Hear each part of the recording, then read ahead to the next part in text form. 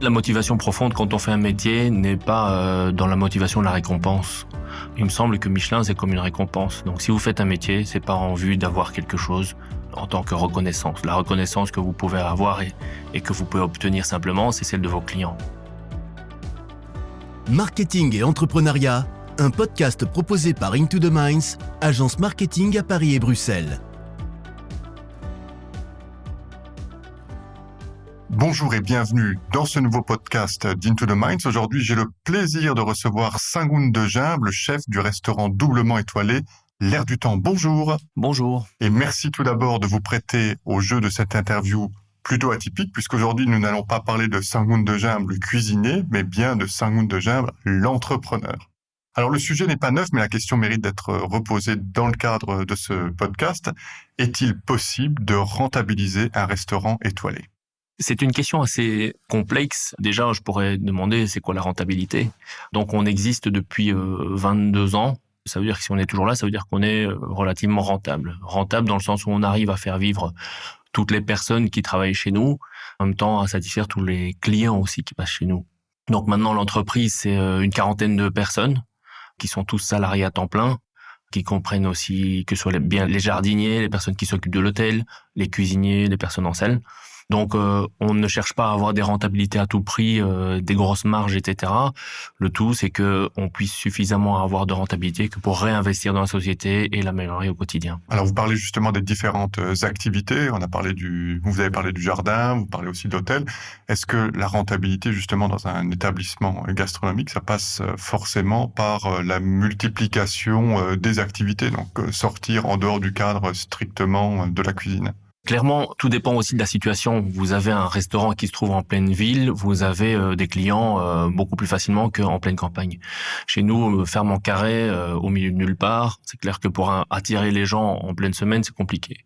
Donc 11 chambres, ça semble être le complément normal de notre activité de cuisine. Donc c'est vrai que 11 chambres, on sait que les chambres d'hôtel sont beaucoup plus rentables qu'un restaurant. Donc, pour parler chiffres, return pour un resto, en moyenne, c'est entre 5 et 10%, et pour une chambre, c'est entre 70 et 80. Les plus grands chefs rendent leurs étoiles, en tout cas certains d'entre eux. On pense par exemple à Marc Veyrat. Il y en a également qui luttent au quotidien avec des problèmes de toute nature, des problèmes notamment en termes de ressources humaines, en termes de personnel. Alors, il y a quand même une deuxième question qui mérite d'être posée, c'est comment est-ce que vous faites pour vous motiver au quotidien et pour continuer à avancer ? Vous savez, la motivation profonde quand on fait un métier n'est pas dans la motivation de la récompense. Il me semble que Michelin, c'est comme une récompense. Donc si vous faites un métier, c'est pas en vue d'avoir quelque chose en tant que reconnaissance. La reconnaissance que vous pouvez avoir et que vous pouvez obtenir simplement, c'est celle de vos clients. Donc là, je suis vraiment épris de mon métier, amoureux de mon métier et l'envie aussi d'échange avec mes clients, mais aussi avec les personnes avec qui je travaille. Donc ma motivation, ma passion au quotidien, je l'ai vu évoluer en tant que d'abord cuisinier praticien, où je faisais mon métier tous les jours. Mais avec 40 personnes, c'est clair que je ne suis plus aujourd'hui cuisinier comme je l'étais avant. Donc je suis maintenant chef d'entreprise où je dois vraiment être attentif à la problématique humaine et je suis beaucoup plus proche de mes personnes aujourd'hui que je ne pouvais l'être avant. Alors justement, en tant qu'entrepreneur, quel est le plus gros problème auquel vous faites face ? Gros problème, c'est comme dans n'importe quelle entreprise, c'est que malgré tout l'engagement. Donc on est face à des personnes qui sont des individus et des individualités. Donc on peut pas non plus leur imposer à 100% qui nous sommes. Donc on doit vraiment faire attention à chaque personne. Donc la plus grosse problématique, c'est de pouvoir s'effacer un peu pour laisser la place aux personnes qui travaillent pour nous. Aujourd'hui, c'est se dire oui, mais alors on perd notre philosophie, on perd le chemin qu'on veut avoir. Je pense qu'un chemin, il se crée au fur et à mesure des rencontres. Et c'est comme ça, pour moi, que j'imagine l'évolution de notre métier. Est-ce que vous comprenez que certains chefs puissent en avoir assez à un moment et soit rendre leurs étoiles, soit, dans le cas de Bernard Loiseau, en viennent à des extrémités terribles ? Je le comprends et je le comprends pas, dans le sens que, quoi qu'on fasse, il faut connaître ses limites. Parfois, on les explore dans son extrémité, mais se dire, voilà, ça, c'est à l'encontre de moi-même et je m'arrête là. Donc, si vous arrivez à faire des investissements qui sont inconséquents, enfin trop conséquents plutôt, et de ne pas être en phase avec ça, donc à un moment donné, vous allez avoir un retour de flamme, quoi. Donc, je pense que c'est quelque chose qui doit être du raisonnable. On a l'impression que les chefs étoilés ou les créatifs sont irraisonnables, et c'est toute la problématique qu'on peut rencontrer dans le métier d'entrepreneurs cartésiens et de cuisiniers créatifs. Alors, notre société aujourd'hui valorise beaucoup les entrepreneurs qui innovent dans l'informatique, dans le big data, en gros, les métiers intellectuels. Qu'est-ce que vous diriez aux jeunes qui ont une passion plus manuelle, moins intellectuelle? Comment est-ce que vous feriez pour les motiver à faire votre métier? Mais déjà, un métier manuel, c'est un métier d'émotion. Vous savez, si vous êtes menuisier, si vous êtes plombier, etc., il faut quand même aimer venir dépanner les gens, aimer les matières, etc. En tant que cuisine, il y a encore un aspect beaucoup plus immédiat. C'est que vous faites à manger à quelqu'un et vous voyez tout de suite sur son visage si ça plaît ou pas. Et donc, c'est pour ça que le métier de cuisine est très en vogue pour l'instant. On l'aime et même en tant que hobby, on aime cuisiner parce qu'on a un retour immédiat. Aujourd'hui, tout ce qui est informatique, communication, etc., on n'a pas un retour, on n'arrive pas à mesurer le retour. Et c'est là que reste une certaine limite. Dans notre métier émotionnel, c'est quelque chose qu'on a dans l'immédiat, dans l'instant. Qu'est-ce que vous dites aux jeunes qui viennent vous voir, qui veulent faire, par exemple, l'apprentissage de votre établissement? Mais je dis déjà que c'est un métier difficile. C'est un métier où il faut s'inclure et vraiment se sentir investi par ça. Et puis après, justement, quand on s'est investi dedans, on a des retours. Mais il faut pas s'attendre à avoir un retour le jour même.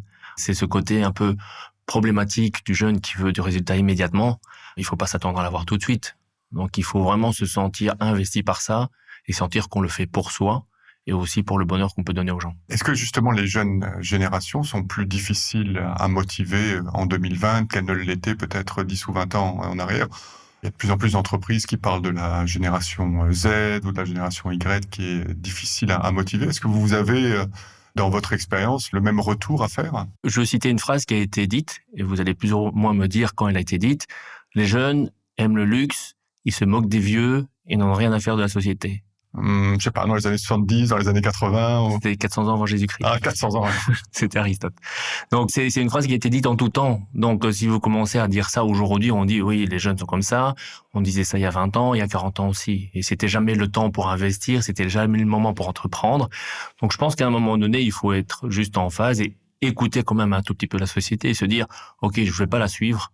Je vais pouvoir être un peu en marge de ça, pouvoir provoquer un nouveau mouvement, quoi. En préparant cette interview, vous m'expliquiez que vous fermiez le restaurant 2 jours entiers par semaine et 2 demi-journées. Est-ce que vous le faites parce que vous avez envie de le faire ou tout simplement parce que les collaborateurs, par exemple, les collaborateurs les plus jeunes, le demandent?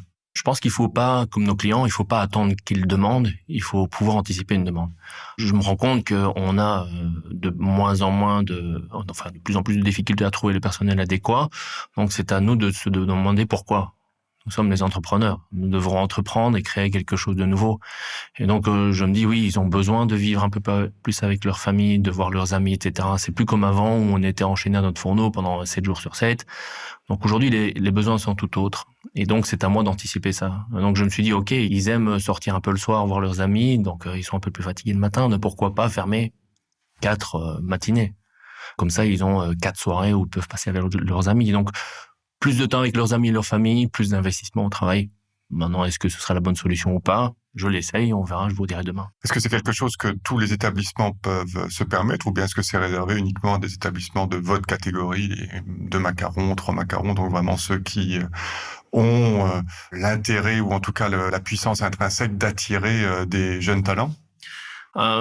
Mais vous savez, ce qui attire les talents chez nous, c'est peut-être la carte de visite. Maintenant, c'est peut-être plus complexe d'avoir du personnel dans une brasserie, mais la demande, le besoin est moindre. Dans une cuisine, chez nous, on est à 12 pour 40 couverts. Vous imaginez, donc dans une brasserie, c'est beaucoup moins. Donc je pense que c'est vraiment une question de proportionnel. Il faut pouvoir jauger ses besoins et jauger aussi notre capacité à pouvoir créer du cash, pouvoir payer ces personnes et dans quelle proportion. C'est toujours une question d'équilibre et c'est quelque chose qu'on ne perçoit pas bien aujourd'hui, les équilibres. Alors, on parlait de cash, hein. J'avais promis qu'on allait parler aussi de Sanoun, l'entrepreneur, et pas seulement le cuisinier. Aujourd'hui, vous avez 6 établissements. Hein. Vous avez ouvert un 2e établissement en 2015. Là, en 2019, vous en avez ouvert 2 nouveaux.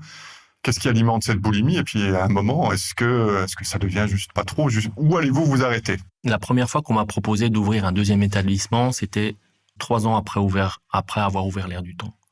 J'ai dit non, parce que je me sentais pas prêt à le faire. On a ouvert le premier La deuxième enseigne, je dirais, en 2015. Donc, j'avais déjà 15 ans de métier. C'est autre chose. C'est-à-dire que là, en 15 ans, on avait formé des jeunes et des jeunes qui étaient susceptibles aussi de pouvoir avoir cette envie de se diversifier et pas rester toujours dans le même endroit. Et donc, plutôt que de les garder chez moi et tourner un peu en rond, je leur dis, voilà, j'ai un nouveau projet. Est-ce que tu as envie de le porter avec moi? Et dans ce cas-là, on investit dans l'humain. On investit. Donc, dans les 5 établissements, ce sont 5 anciens. C'est des gens qui ont vu l'air du temps ou qui ont connu par capillarité, par un de mes seconds qui a ouvert, etc. Et donc, tous les établissements sont tenus par des gens qui ont connu l'air du temps. Comment est-ce que vous faites justement pour gérer 5 établissements en plus du restaurant gastronomique dans lequel vous êtes au quotidien? Premièrement, dès que j'ai ouvert le premier, j'ai dit, je peux pas être partout à la fois. Je serai à l'air du temps, mais je serai pas là. Il y a mon esprit, il y a la ligne conductrice qui est gardée, l'âme en tout cas. Et puis après, c'est vraiment la personnalité du chef qui va donner la personnalité au restaurant. C'est vraiment faire confiance aux personnes qu'on a formées, puis se dire que il faut créer l'autonomie, il faut leur donner l'indépendance et sentir malgré tout qu'ils sont épaulés et aidés. Est-ce que d'un point de vue stratégique, d'un point de vue marketing, d'un point de vue financier, l'ouverture de ces 5 établissements en plus de votre restaurant à l'air du temps, c'est un pari gagnant? C'est pas nécessairement. Je trouve que le pari gagnant, moi, il est dans la mise de l'humain. Et c'est clair qu'aussi, si on veut parler de manière pragmatique et rentabilité, les premières années ne sont pas les années qui vont nous permettre de faire du bénéfice. Ici, je compte beaucoup plus sur la quantité, sur le nombre. Je pense que ça deviendra rentable si on multiplie ça par 2 ou par 3, quoi. Donc, en gros, si on a 10 établissements, ça deviendra peut-être un peu rentable. Alors, à quel horizon est-ce qu'on va voir 10 établissements en plus? C'est pas quelque chose que j'anticipe. Clairement, j'essaye de voir quel est le potentiel humain qui pourrait m'aider à arriver à ça. Sinon pas, donc ça veut dire qu'on doit modifier peut-être un peu les restaurants pour les rendre un peu plus rentables. Donc, des paramètres sur lesquels je ne dérogerai jamais, c'est la manière dont je paye les personnes qui travaillent et leurs compétences ont un prix. Je ferai jamais de rabais, je vais jamais faire 50% de rabais sur tous mes prix sous prétexte que c'est trop cher, etc. Non, je ne braderai jamais la qualité de mes employés, quoi. Eh ben, c'était un beau message pour finir ce podcast. Merci Sangoun Dejean d'avoir trouvé le temps de répondre à nos questions.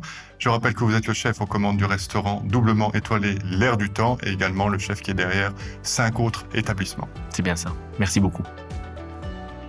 Cet épisode de Marketing et Entrepreneuriat vous a plu ? Alors n'oubliez pas de vous abonner. À bientôt.